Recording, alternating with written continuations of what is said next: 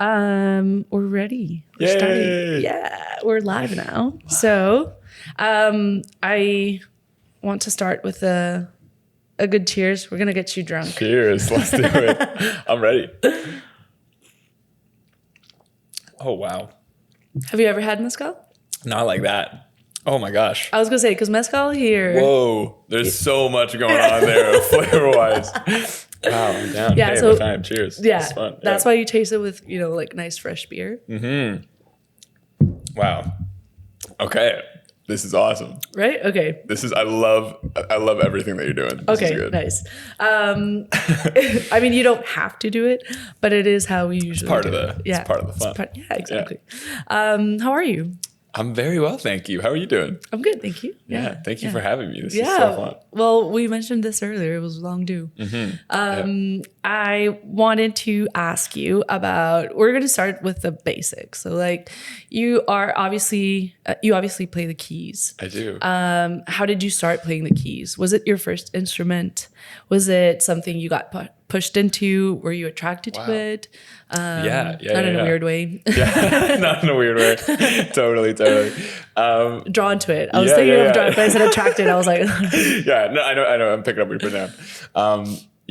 Well, both my parents are musicians. So my mom's a drummer, my dad's a guitar player. oh wow, Singer-songwriter. So I've been playing since I was like a really little kid.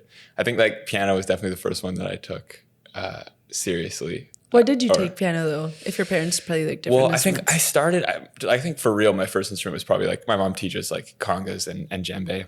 Oh wow. And like percussion instruments. She's from Chile, as we talked about that a while ago. Yeah. So she grew up with Latin music and all that fun stuff. And she studied. We can talk about it, but she studied like West African percussion with this guy called Babatunde, and a couple other people in Vancouver and in BC. So I kind of like really early on started playing percussion with her, like just like shakers and bells and stuff while she was teaching classes, and at different drum circles around that time in Vancouver.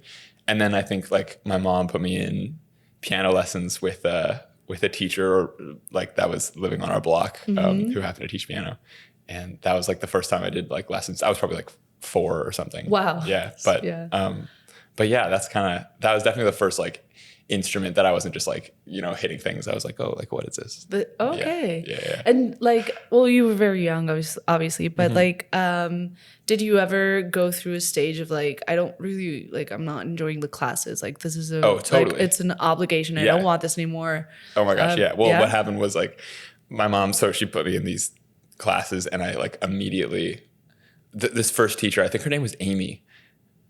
Maybe it wasn't, honestly. This was like a really long time ago. There was a teacher at some point named Amy, but basically she was like just doing the classic thing that people always do when they start teaching kids piano, which is like, here's a whole bunch of sheet music. Like, let's get you to read all the stuff. Here's the scales. And as like a 4 to 6 year old, I was like really not down. I did it for a couple of years, and I remember like just like getting a very basic feel for it. And I remember some of the books that she gave me, but books, like books of music that was like super that basic. Not necessarily had like drawings, like with like exactly, But it was very like it wasn't my style at all. And my mom probably no kid. Yeah, a lot of kids don't like that. I think some people are really into it, but I personally wasn't my thing. I really respect people who stuck with that. At 4, yeah. But I immediately asked my mom for a different piano teacher. And she linked me up with this guy called Pat Converton, who's like a lovely blues player in town. And he taught me blues. He's like a blues guy, and he taught me how to play like the blues scale and like a chord in one hand and some notes in the other hand, and like very slowly. I remember we talked about improvising and what that's all about, and that's kind of like the first time I was like really like down for the piano. So that was kind of the stuff that like got me into it. Oh, nice. Yeah, but so that changed your whole relationship to absolutely like music, probably. Yeah, that was kind of like the first time that I was like actually excited about an instrument in that way, because I think with drums it was very much like like whatever, we're having fun. Playing with mom. Like, exactly, playing with mom. And then with the piano before that, it was very much like a chore. And then that's kind of when I started like very, very slowly just having more fun with it and having a good time. So cool. Yeah, that's kind of like the early origin story there. It's like, What do you remember like the first song? Do you remember like the first song you played? Like that you were like, or not, maybe like the first song you wanted to learn? Like, I want to learn to play this song. There's like, I'm really interested. Yeah, there's a whole bunch that were like from, I remember there was like the classic boogie woogie blues thing that he taught me that was like doom ba-doom doom doom ba-doom da-doom doom. Like I remember playing that with my left hand and going like just like playing a classic chord with my right hand, and just like being able to do that for the first time I remember was really big. And then like, you know, boom, and then some notes over here, and then boom, and then some notes over here, you know, just like very basic blues stuff was like the very beginning, I think, for me. Cool. Yeah. And then I was like, since my dad was big in the songwriting thing around that time, I remember definitely like writing songs when I was like really little. Like I wrote a whole bunch of like really horrible, like not good songs, or like singing, you know, like Ed Sheeran and stuff. When I was like really young. I think that was basically it. Like just playing chords, like a singer-songwriter kind of stuff. So. I mean, but that's kind of cool. Like, do you remember like how did you write music when you were like that young? Yeah. Well, I think the very beginning. Because like you're approaching it like from a very like, I don't know, like an innocent and like, you know, like playful mind, you know? Yeah. So I guess it's like in a way it might be more like freeing maybe. Yeah, totally. It's funny. Like I have, I've heard some of those songs relatively recently. Like I can remember what some of them sound like. And songs you wrote? Yeah, like from when I was like a really young kid. Like there was one, it's like, we're getting into like, then we can like peel off layers of the onion, but like there's. Let's do it. Here we are, right? That's what we're here for. Yeah. When I was in grade 7, so how old was that? I was like, whatever. It's probably different. 12. Yeah, right. Okay. I was like, I don't know. I remember I wrote a song for my grade 7 girlfriend at the time. Maybe it was grade 6. I was like probably 10 or 11. And it was called "Will You Be My Valentine?" And there was a talent show that happened at the old folks home near my school. And I asked her to be my Valentine, and I sang her this song that I wrote. And I've heard it relatively recently. Like there was a recording of it, and I heard it, and it's like, it's not horrible. It's like it's definitely like bad, but it's like, it's not like horrible music. It's kind of fun. It's very juvenile. But I'm very grateful for that phase of my life. And I'm very grateful for my parents for like supporting that part of like me playing piano and being like, yeah, like they were always so happy when I was writing songs and like messing around on the keys. And how did you start? Like, how did you start writing? Was it like, did your dad sit with you and be like, so this is how I write music? Like, was it like you kind of like learned from like looking at him, watching him? Yeah, well, I definitely grew up with his songs. And him and my mom had a Jewish Latin band called Klezmer Mombasa, which they played some shows with and did a couple very small tours with, like before I was born, and then after I was born they continued doing it for a little bit longer. But those songs that they used to play together in that band definitely had a big influence on me. Like, and my dad is like such an incredible songwriter. Like he's so great. He did it professionally for like a couple of years, but he's not doing that anymore. But I remember during that time, I must have been like 7. When he used to be a lawyer. It's a whole long story. Oh, wow. Okay. But he quit his job. There was a big fire at his work and he hated what he was doing. And he kind of had like a midlife crisis moment and quit his job and became a songwriter for a while. I'm a lawyer, so yeah. Are you? Yeah. he had a very specific job that he's an environmentalist, and he was doing work that was really not helping his cause. And I was a human rights lawyer. Yeah. So. Okay. There you go. Yeah, I can kind of relate. Yeah, totally. Yeah, but he was actually working for a plastics company, so he like really hated his job. Oh yeah. Long story short, he quit and became a songwriter like cold turkey. And I remember seeing his mood change and hearing the songs, and like immediately like there's like a lightness in the house, and it was like a really joyful period of my life, I remember. And those songs for sure had a big influence on me. And they're like, there's a lot of really great stuff that, yeah. So all that stuff definitely. Do you guys like still kind of like get together to play those songs like for Christmas? All the time. Yeah. Like literally last week we're always jamming. And they're like, there's this one to get like really deep into, I don't know how deep we want to go. We can go deep. But we have like, we got some time. Yeah. But very short. Yeah. There's this one song that he wrote called Benjamín that he wrote when I was born. That's like the most beautiful thing I've ever heard in my life. And it's like every time I hear it without fail, I'll bawl my eyes out. It's crazy. Like I can't listen to it without crying. It's crazy.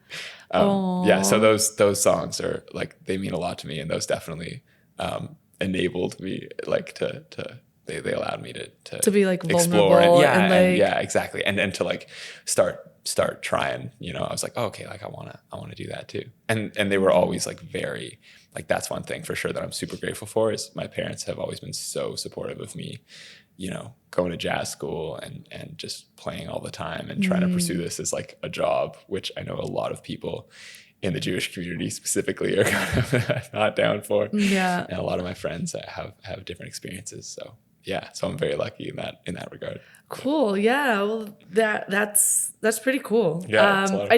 I mean, we've had musicians here talk about like their upbringing, like with music and like without music, and like, people who suddenly got into music without having any kind of relationship to it, which is kind of crazy as well. Cause it's like, I get like when you grow in that environment to be like, drawn to it. But if you're not, it's like, it's kind of weird. It's like, how did you really decide like, I am going to do this, like, and how did you even like think like, oh, I'm actually good at this? It's like, you have like zero reference. I still am struggling with the good at it part, to be honest. We're all, we're all learning.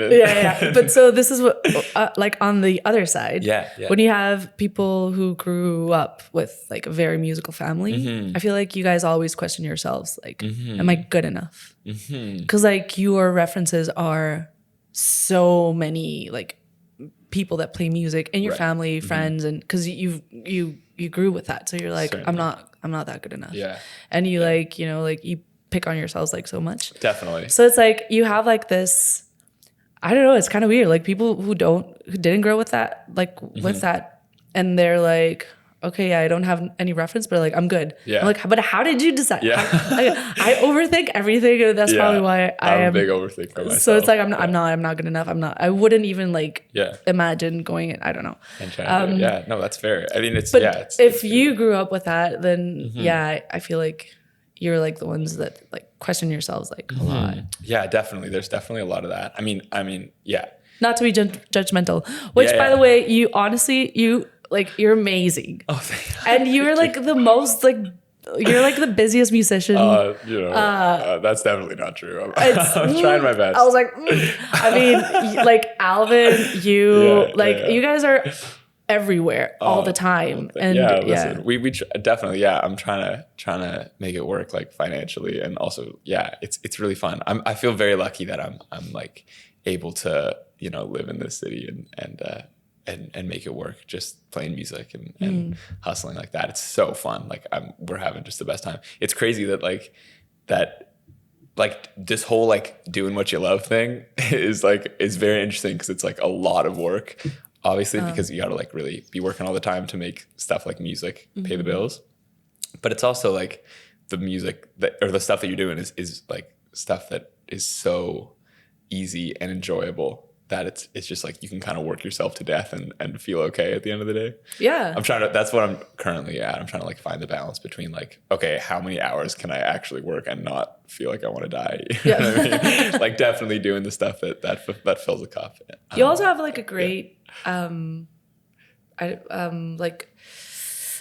what's the word? Like you're always very joyful. Oh. So you can tell like you like there's a lot of like happiness like around you. Yeah. So I can tell, like people can tell that you enjoy like doing music. That means a lot. Yeah. I definitely do. That's for sure. And like off stage and on stage, it's like it's pretty cool to like be around musicians that like you can tell that they're like really enjoying it. That is so and not nice, like, well, I'm here to just cash my check. Yeah, that's very much. I think that's one thing. Which I also get. Yeah. Because life's hard. But totally. Absolutely. But it's like, I don't know. It's kind of cool to see people who are like, this is like my favorite song, and then you move into this next song, and you're like, this is my favorite song. Yeah. And I feel like it's like watching you play is like, it's kind of like that. It's that journey. Thank you for saying that. Yeah, I do really enjoy it. Like that's, I think, one thing that I can bring to the table as like as a musician, as someone working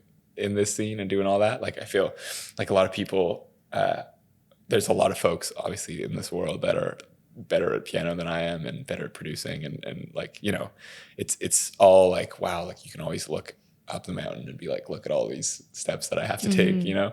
But I feel like at the end of the day, one thing that I like really actually do have that I'm like confident in for myself, like through and through, is that like I actually really do love it. And like honestly, from the bottom of my heart, like I'm like, every day I wake up and it's like, okay, like let's do it. Like let's make more music today. Yeah. It's really, that is something that I do feel like not everybody brings to a gig. Like I feel like I can show up and just like, and if they do it, sometimes it doesn't really show. Yeah. Right. Yeah. So it's kind of cool, like to actually be I really appreciate that. Yeah. Thank you. Yeah. That's one thing that I do really, I really like to do, is like actually have a great time. Yeah. when playing. I guess a lot of people like to do that. Yeah. Yeah. But well, on the downside, have you ever had like, you know, moments that you're not enjoying, like making music, and you're like, I'm just gonna, yeah. Oh my gosh. Like, have you ever had those doubts? Not only about like, oh, I'm not good enough, or you know, that person plays better than me, right? Which you should stop also. But I get it. It's true. I get it. Well, because and then Paco says this a lot. Like we're our worst critics. Yeah. Oh, for sure. Yeah. No, that's been a big thing this past year. Actually, I've been meditating on that a lot. I've been thinking a lot about that.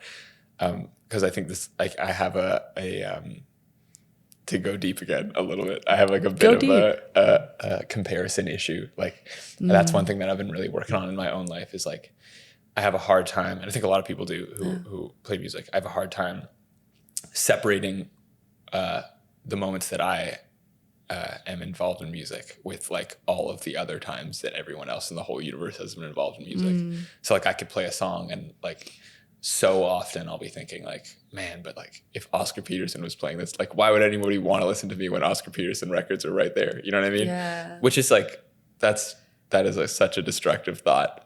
But and like obviously like holding myself to way too high of a standard.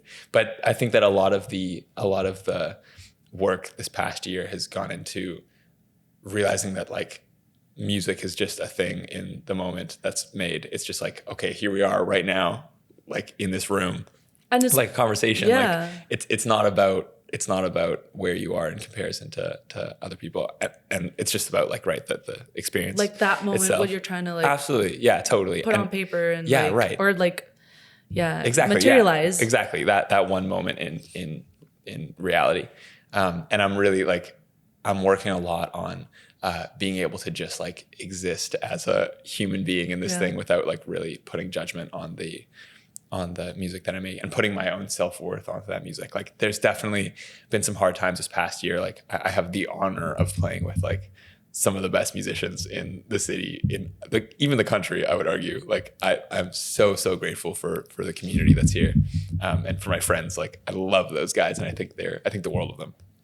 But playing with them all the time is sometimes like, okay, wow, like I have a lot of work to do, and mostly it's very positive. But there's been some moments where it's like putting myself and how I think about myself in those comparison, places that make it feel definitely daunting to be like putting yourself out there all the time. But and it's it's probably always going to happen. Like, it does, even if you're like absolutely at the top of the world and you're just the not like auto-proclaimed best musician, but you're like actually someone who has been whatever, like revered by the world. Exactly, you'll still have those intrusive thoughts. Exactly, because all the greats have had it. Like absolutely.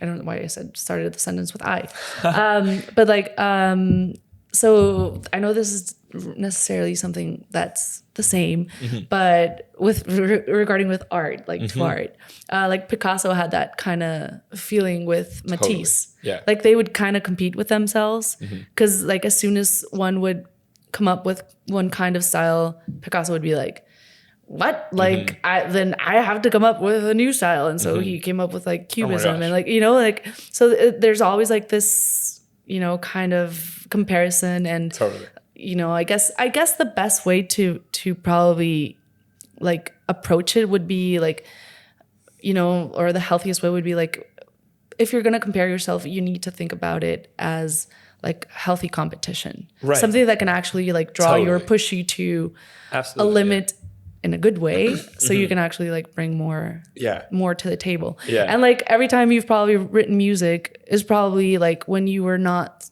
having those intrusive moments. You were just in the moment and just like really writing whatever it is that you wanted to write. You weren't really like letting yourself go. Like, Yeah, for sure. I think like the last couple of years too, I've been like getting really into meditation and to like, you know, just like really sitting in the feeling of presence and like what it like is to actually like really be here and practicing that when I'm playing has been like so fantastic for that, because it's really just like, okay, like here I am, like actually here I am right now.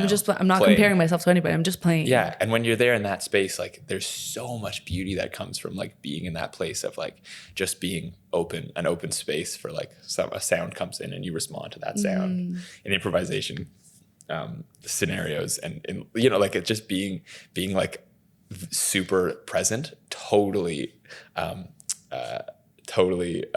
takes a step above the comparisоning that I often fall into. But I definitely there's ups and there's downs and there's imposter syndrome all the time.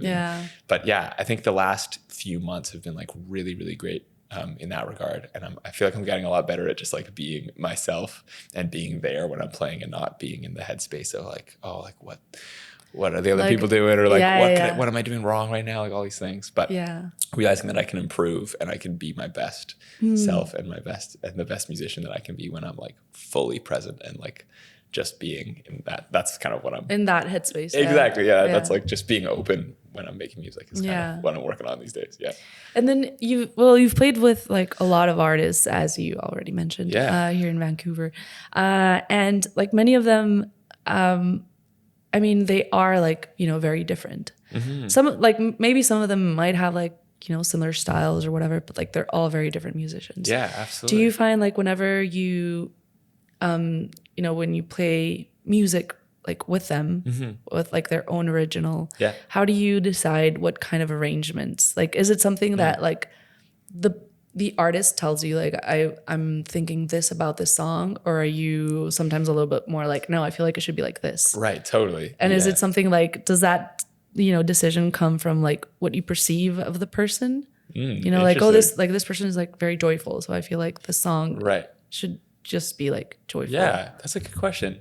I feel like I'm trying to do like 50% music, as in 50% piano playing and 50% production these days.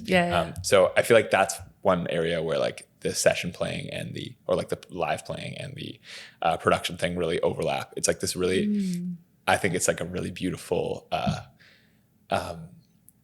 it's a very beautiful experience to share in someone's dream like that. Like I feel like that's a pretty rare thing that only happens when multiple people are making art like that, because it's a very vulnerable thing, I think, to be working on a project and to hand it off to a producer to be like, what do you think? Like, but not only what do you think, but like you're gonna have a part in this. Like this is your baby now too, right? And so like I'll be playing in a live show and someone will be like, okay, here's the songs, and it's like, okay, like I'm gonna make a piano part for this. It's like it's quite a daunting and such a lovely thing. Like it's one of my favorite parts about what I do. And I think that a lot of it is like an instinctual thing that's based on like the songs themselves. Like I feel like a lot of times you can like close your eyes and listen to like, you know, like if you were to hear a song for the first time, like you know, Here Comes the Sun, for example. and like be like, okay, we want you to play piano on this track. Like that'd be pretty cool. And there's a very specific thing that I can hear like immediately. It's like guitar starts coming in. It's like, okay, like, oh sure. Like this I know would like sound what goes with it. Exactly. Yeah. And I feel like following those instincts is a really important thing. And then obviously like one thing that my dad used to talk about, I think about this in production all the time too. When he was songwriting, my dad used to always say, you have to first be the splatter painter where you're like throwing all the ideas out and following all those rabbit holes and like, you know, chasing your tail around right. And then you have to immediately after that become a surgeon and like really dive deep into like the very specific things. So I often take that creative approach of, especially with production and also with the piano playing, it's like, okay, here's the idea. Oh my gosh, of course, like this is the thing. And then it's like, okay, but we could do this, and like following that excitement, and those instincts, and then like, in the second measure of the thing, it should actually be this note, and like let's change this specific voicing or whatever it is. Or if it's production, it's like, oh yeah, but like the hi-hat could use like a little bit more of this, or like, and then you get into mixing and like, you know what I mean? Like there's like those two, there's that dichotomy of like creative brain and editing then like brain.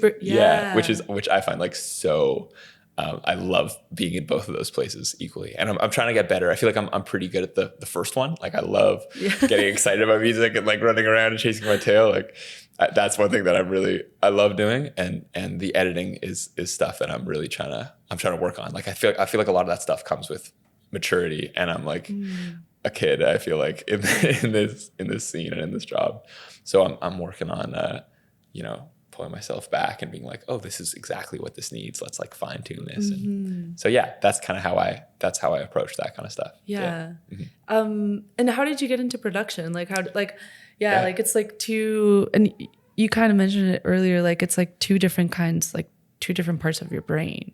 Almost. Totally. It's like one is like the creative, and like the one that's like just gonna chase the rabbit holes of creativity and like colors and sounds and but then there's like this other that's like, okay, now we need to absolutely there's definitely like that for sure, bring all the abstract shit into and just like, okay, what technically is going on right now and how can we make that perfect.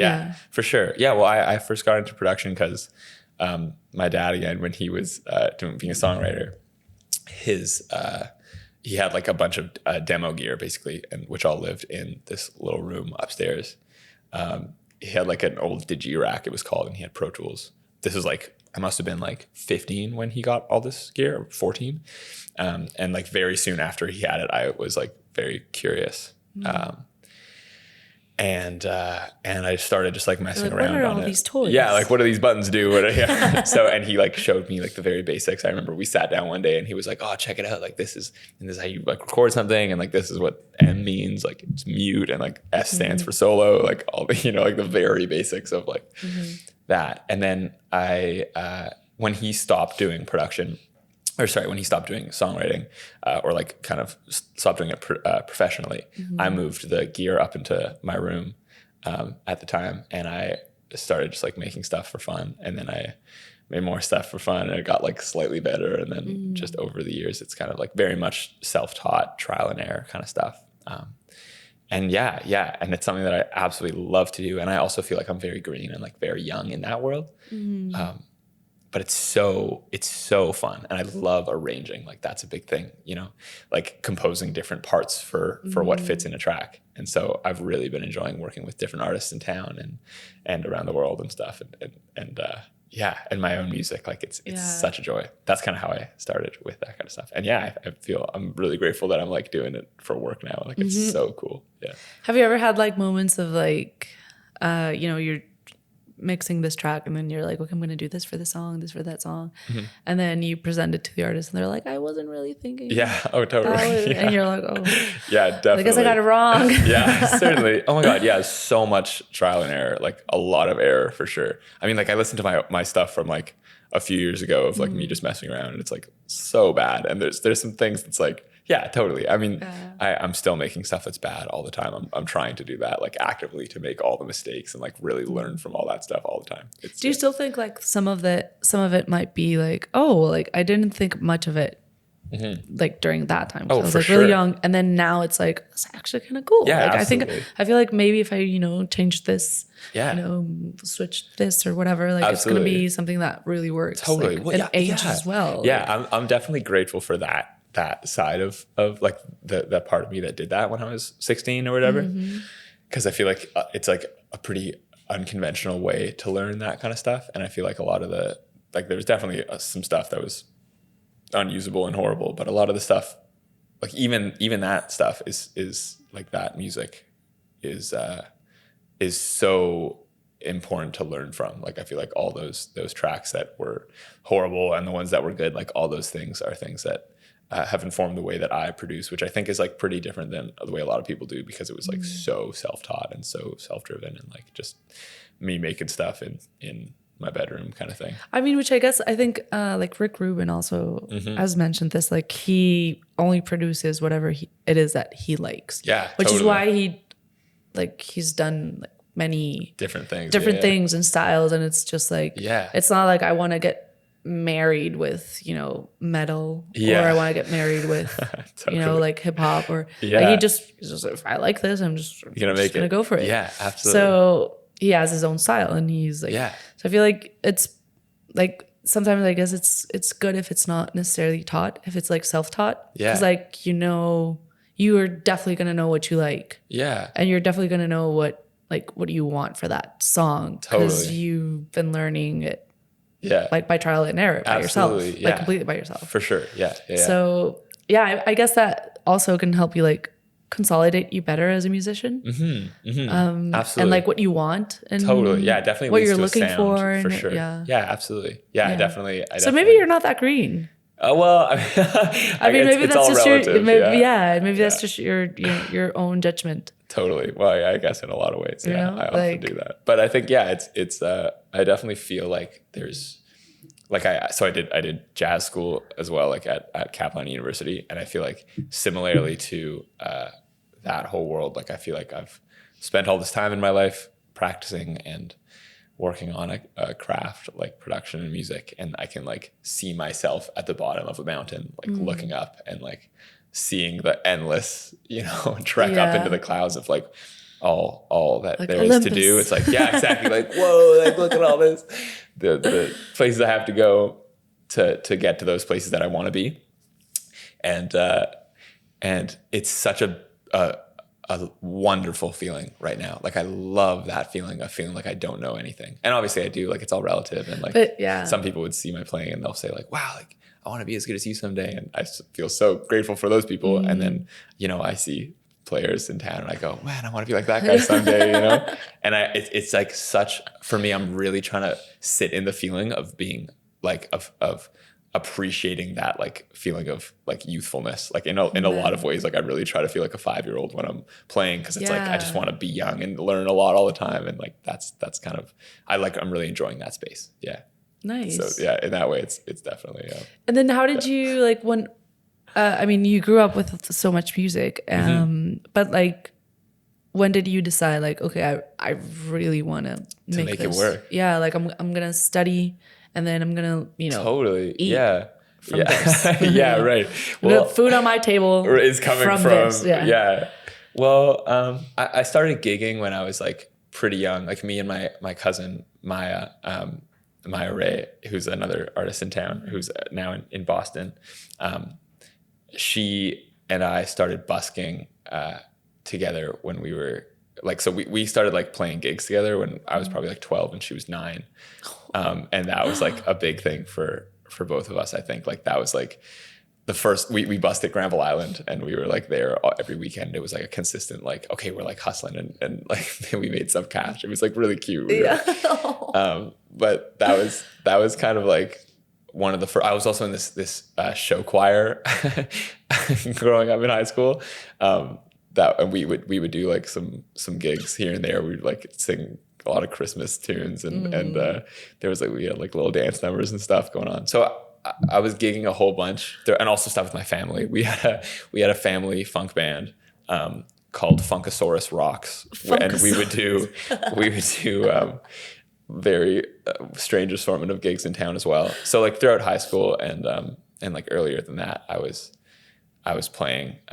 Yeah, you already knew the feeling of I already knew, carrying your, exactly. your the gear, keyboard case. and then yeah. setting up, and then no one's there. Exactly. And you're like, I really hope people start I've showing. done a lot and, of that, for sure. And But just be playing and just be like, what? Don't ignore me, please. Yeah. I just want to pause. A lot of that. Yeah. But I think from there, I was also like really into breakdancing in high school. That's kind of like a low-key thing about me that I don't talk about very much. So there was like, I kind of knew that, like in high school, I knew that after I wanted to either really focus on music or breakdancing. And I very quickly realized that I did not want to focus on breakdancing. So I was kind of like, I kind of just knew, like that's one thing that I've been really grateful for in my life as well, is like, I've just like had a determined path. Yeah. just like I really just like, this is, being a totally. musician. It's like, I'm just like, this is it. This is what I want to do. Did you ever write music for you to break dance on? Like, you're like, no, can make this maybe. Can I make this song so I've played. There's a couple. So like I can jams. showcase my talent as a professional breakdancer, trying to make it in the scene. I never really got that far, I don't think, but I did do some breakdancing. Yeah. Do you still remember how to like breakdance a little bit? You gotta give me some drinks and we'll head to the club. And I'll show you a little bit. Well, we're on our way. Yeah, we're getting there. Hey, cheers. Hey, come on, cheers. Yeah, we're getting there. Yeah.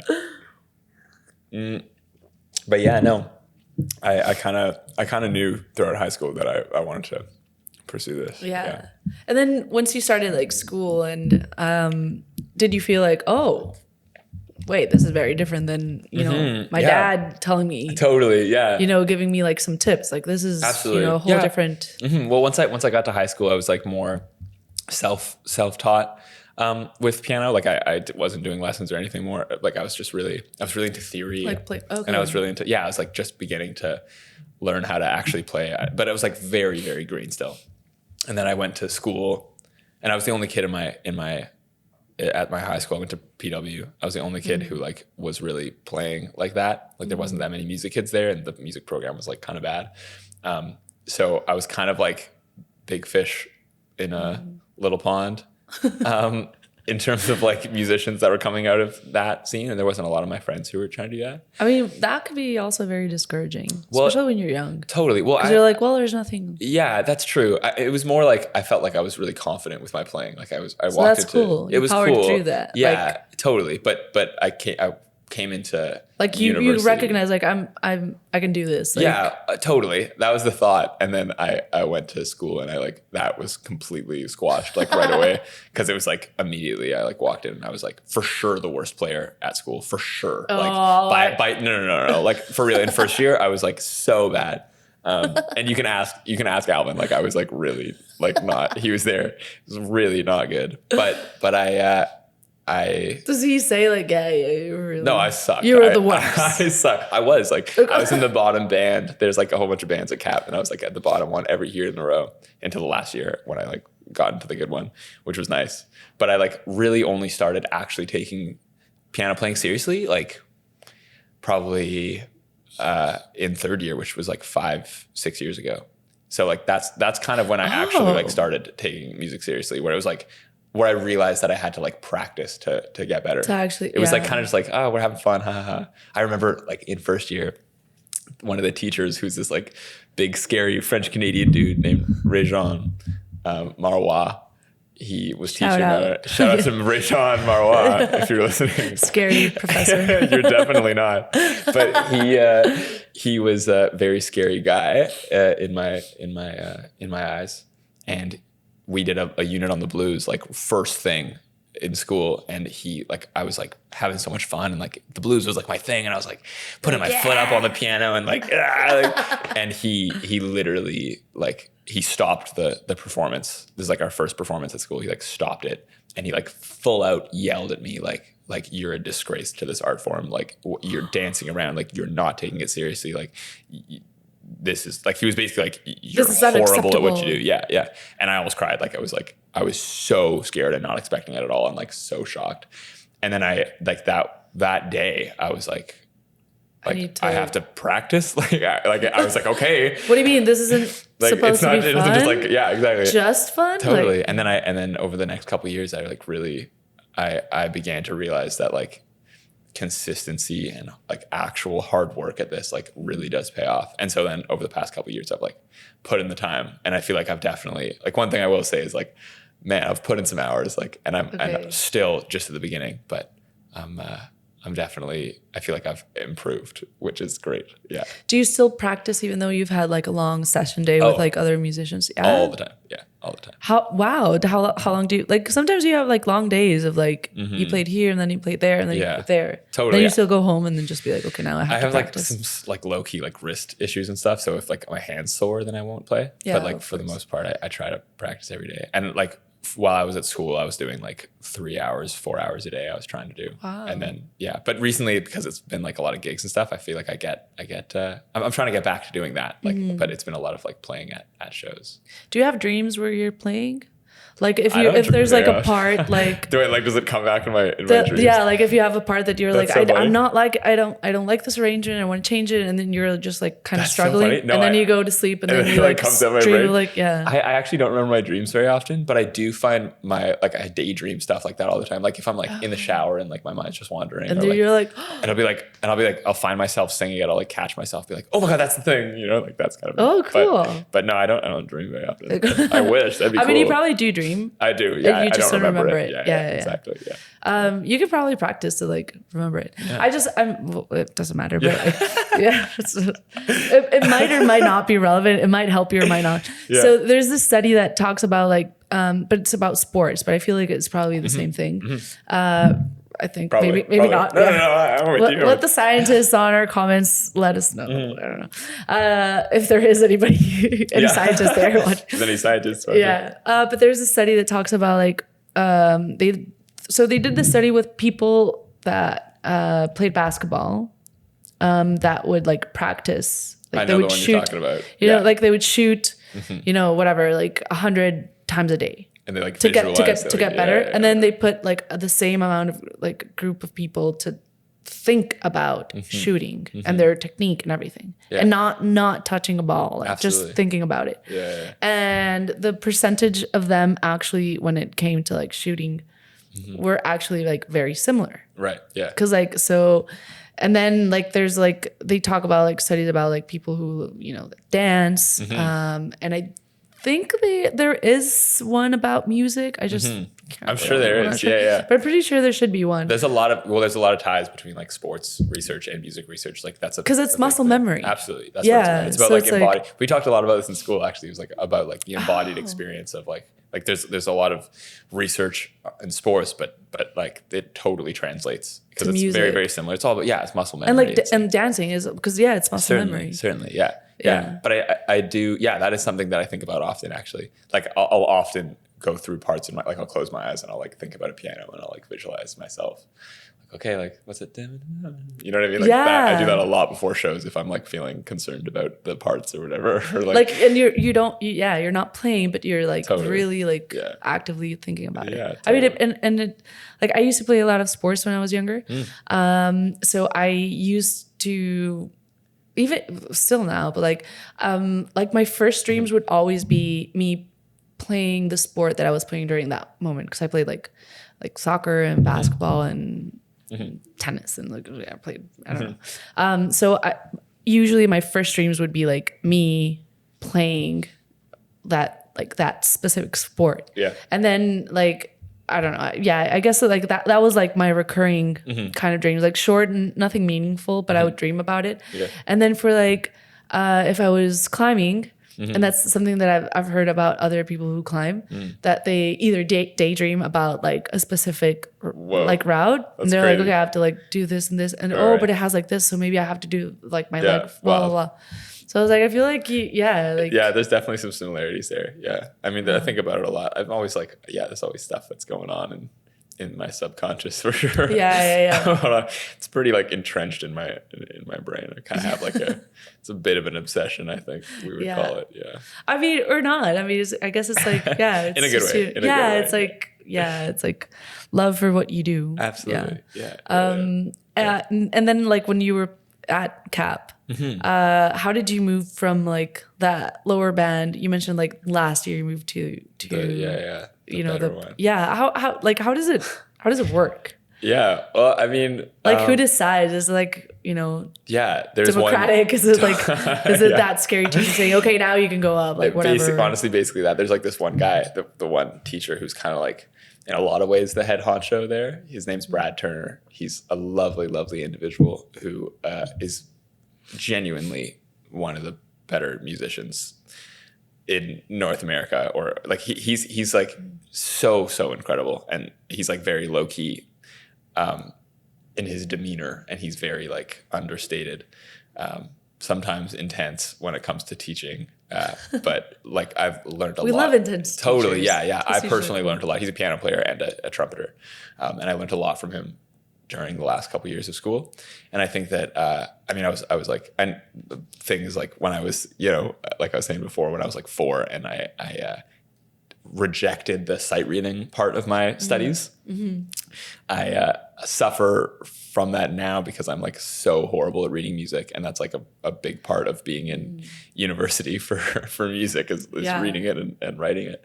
And I'm better now. I've definitely put in some time, but like I was at the bottom of the barrel every year at CAP because I was always not able to read, and the test, like the auditions were all very reading based.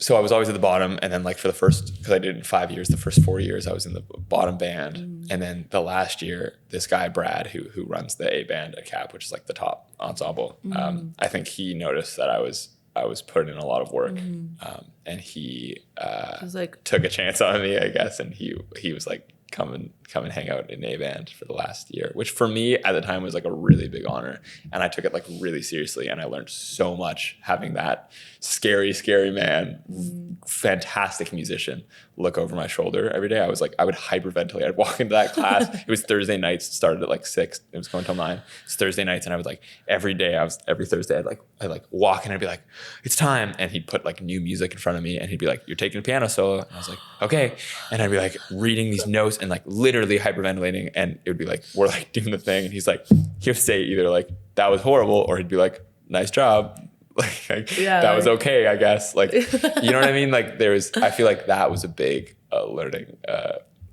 opportunity for me. But yeah, that's kind of how that happened. I just like really started taking it seriously like around third year, trying to like jam a lot and make some community for myself around CAP of people who like really wanted to like work on what they're doing. So that's kind of how I started taking it like more seriously, and how that started happening for me. That was definitely a big turning point in my own musical journey. Yeah. It's kind of cool. Yeah, no, it was a lot of fun. It's been cool. A lot of work and a lot of fun, and I feel like I'm very much just beginning, and I'm really excited. How many bands are you playing though now? Like how many different bands? It's like I see you everywhere in a good way. It's a whole bunch.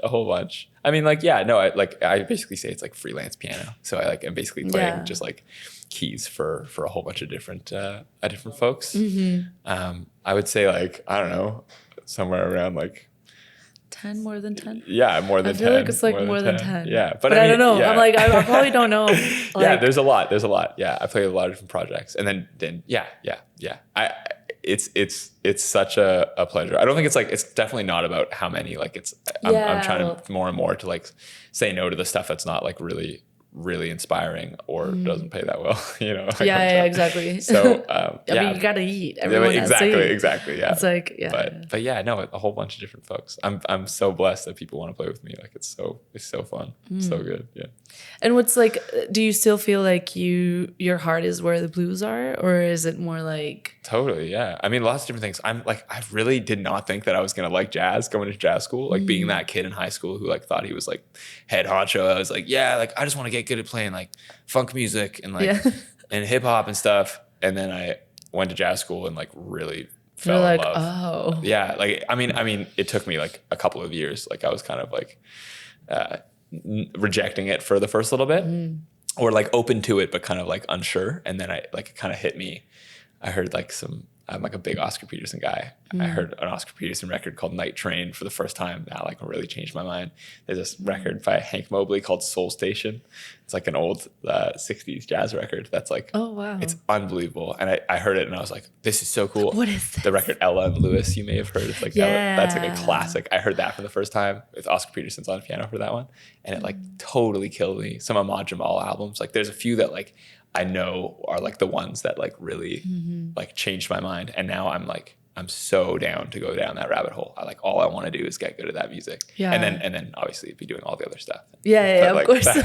But that's like, yeah, I really. Yeah, like your heart is now like, absolutely being drawn into. Like, totally. That kind of stuff. But yeah. Nice. Yeah. What was the question? Sorry. I don't remember. Something around that. Yeah. So we did. Yeah. That's kind of an answer. I guess. Yeah. If it's not, then that's what you're going to get. That's cool. Okay. Yeah, exactly. Yeah. This is what it is. So you're playing with a lot of bands. Yes. Yeah. What was your favorite style of that? Yeah. What's my favorite style that I've played? That wasn't the question, but like, is your heart still in like blues? Is that like, and oh, then you were like, no, right. like jazz. Yeah. So that's right. Thank you. That was the question. Yeah. But you answered it. Yeah. No. So in that way, very much it is. I've really grown to love a lot of different things. Right now, I've kind of like split my love into like 3 different genres. I think I've never said this before, but I think this is true. I'm like really trying to get deep into like the piano playing wise. I'm really trying to get deep into like the. I'm trying to choose my words carefully because this is like a I would say like the Robert Glasper-esque. He's like a piano player. Okay. Basically like a hip hop jazz influenced soul and hip hop music is something that I'm really trying to dive deep into. Gospel influence is like the biggest thing that informs that. And I'm really like, man, I've recently been getting into gospel music. I can talk about this for so long, but yes, I really am seeing that like the stuff that I love about playing piano, all of it comes from gospel music. Like it's just like pure, unadulterated Black American music. That's like the most beautiful shit in the world. And so I want to study that more. So I'm trying to do that. I'm also like really into production wise, like the sounds of Tony Berg, Ethan Gruska, just to name some random names, and Blake Mills, among others, who are kind of doing this like LA singer-songwriter thing that I think is so fresh and new and unbelievably beautiful. There's this album by this guy Ryan Beatty that he dropped called Calico. That's this year that he produced, that Ethan Gruska produced. That I think is just the most beautiful thing ever, and I'm really trying to dig my teeth into that sound. So I'm trying to work on that. And the other one is kind of like jazz and straight ahead playing, and I want to really get good at that kind of stuff. Those are kind of like the 3 big things that are on my mind right now. What are your solo projects? My solo projects? Yeah. Whoa. Well, so I had this thing with Maya, who I mentioned before, my cousin. We had a project called Maya and Ben. She has been it's like kind of a side plot, but she's absolutely blowing up right now with this band called Tiny Habits, which is the most incredible band. Yeah, we know Tiny Habits. Yeah, totally. Yeah. And I'm like the biggest fan of those guys, and like they're such lovely people. And I'm doing a little bit of work for them as well, which has been really, really nice. And I produced very, very small things. Like I produced a track on their last record, and I've got some writing credits on their next one. But they're low key. but she's kind of been doing that in like the absolute best way. Like it's such beautiful music, very in line with that stuff that I was talking about, like the singer-songwriter style. So that project has kind of been taking a break for now, but we had like a solo or like it was a duo project rather, that was kind of like my production and music and her vocals.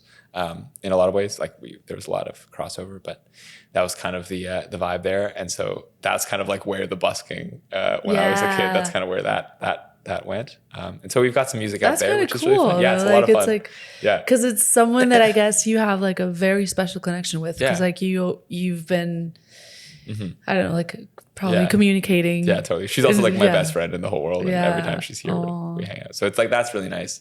And that project that we did was like so fun. And we've got some music out that you can check out if you want to. But that's kind of like one of the projects. And I haven't released stuff under my name. You should own up a lot of this. You're just like, and like whatever, we have like some you stuff. know, we got something low key. No, it is. I mean, it's quite old now. So there's some stuff that's like, it's like kind of, I wouldn't say that it's like fresh in my mind anymore. It's like there's some stuff that's like, okay, that was a project that I did when I was 18. You know what I mean? But I'm really excited about this next year because another long story that I won't get into, but there was a flood at my studio this past year, or actually about a year ago, and I lost a whole bunch of gear, and it was like horrible and like the nightmare for someone who has gear in their basement. But over the past year, I've been setting up a studio. And I finally have a studio space that I'm working in. Is it the one that you can see on Instagram? It's possible. Yeah. Right? That's the one that flooded. And then now finally have a new space. Yeah. So, and it's in my parents' basement, which is like super lovely. And it's like great. Yeah. So I kind of have like a bit of a spot that I'm finally making stuff in, and it's been a year in the making, and it's finally functional. And I'm really excited this year to get to making some stuff of my own. And it's been like such a long time coming, and I'm so determined. This is it. 2024. Catch me in 2025 and you'll be like, whoa, like that guy made some cool shit. But yeah, I'm pretty sure you are. You're probably like, do you already have like some people like coming into the studio? Absolutely. Like, well, I'm working like right now. I've got like 5 records on the go. I really said yes to too much stuff. I got so excited about the album. But yeah, to name a few, just to plug really quick, in case anybody's watching this, we're working on an album for Mikey Jose that I'm getting bounces out. Yeah. He's so awesome. Yeah. And that is he's got like millions of streams on he's Spotify. Killing it, that guy. Yeah. And so we're doing 2 albums right now. I'm working on some stuff with Kate Yon, who's awesome. Yeah. Forrest Mortefi has been in the studio. Michaela Slinger, to name a few awesome artists in town who've been coming in. She's always been killing it. Yeah. A lot of people who are. We haven't had her here soon. She's lovely. Yeah. You should. Yeah, we'd love to. Yeah. She's the best. But yeah, no, it's been a lot of. I'm really excited to make some stuff. I'm feeling like hungry. You're catching me at a good time. I'm feeling like really good about making stuff these days. That's cool. I feel very centered and like excited. We're excited. Yeah. We're excited with you. Yeah, I'm so happy to hear that. Bring it. Yeah. No, I'm ready. Yeah. Awesome. Yeah, that's kind of cool. Well, not kind of. That's pretty cool. Yeah. I was like, that's kind of cool. Whatever. What else? Whatever. Yeah. I know. I'm actually like very excited. I feel like this is a time in my life where I'm like, I'm at the going edge for of it. I'm like just about to like really make it happen for myself. Like I'm excited. It feels good. I'm young and I'm like doing it, you know, and I feel like centered and excited. Like it's cool. That's cool. Yeah, I don't think I've ever felt this like this. Oh, so. We're happy. Yeah. We're happy that we caught you at a great time. Thank you for catching me. Yeah. Even if we didn't, it's like, it's still really interesting to talk to you guys because you guys have like these really crazy, amazing stories. Oh man. Yeah. About, a life of a musician. So yeah. It's like things that you don't really, you can't really tell. Just like by watching and stuff. Yeah. Totally. Yeah. Like, of course, like anything, but like, Yeah. So it's pretty cool. Yeah. It was really nice having you here. Yeah. Oh my gosh. My absolute pleasure. Thank you so much for inviting me in. Yeah. Anytime. You're pretty cool. I don't know. I'm just a guy. I'm just this guy. Yeah, I'm just some kind of play the keys. Like sort of. Like not even really. But thank you for asking me questions. We're gonna see you very soon today. Yeah, in a couple hours. It's gonna come out in like different times, but totally. Yeah, we're gonna see Ben play some really nice with keys. a guy called Paul. With some guy. Some guy. Yeah, he's been on the show as well. Yeah.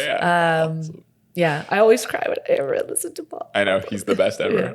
Another awesome artist. Honestly, I love when you guys play together. He's the best, I know. Yeah, I'm really happy you guys are going to play today. Yeah, me too, actually. I don't know what we're playing. Like, it's going to be we're going to see what happens. So it's always an adventure with that guy. So we'll see. He's probably going to be asking for some mezcal, that guy. He's like, nice. Okay, we could, Yeah. We're ready. We didn't have that much. Hey, we should probably finish this off. Yeah, that's true. Yeah. Hey, cheers. Cheers. Thank you for the great interview. Thank you for coming by.